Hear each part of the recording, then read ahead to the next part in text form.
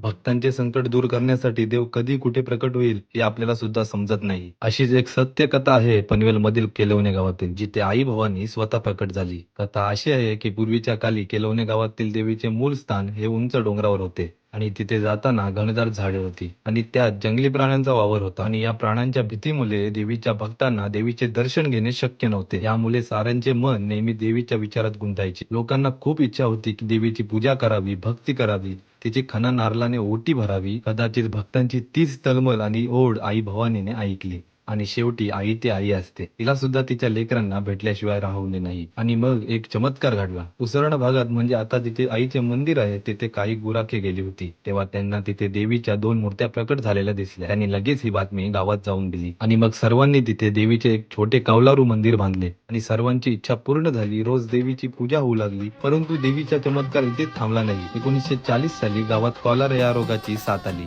आणि भरपूर लोक यात दगावले गेले.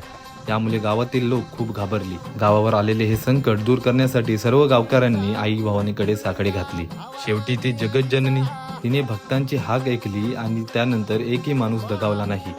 1-2 नाही तर असे भरपूर चमत्कार करून आई भवानी मातेने या गावावरील संकटे दूर केली आणि म्हणूनच भक्तांच्या हाकेला धावणाऱ्या, नवसाला पावणाऱ्या या देवीला गावदेवी भवानी माता म्हणून ओळखले जाते. जर तुम्ही कधी या मंदिराला भेट दिली नसेल तर एकदा नक्की भेट द्या.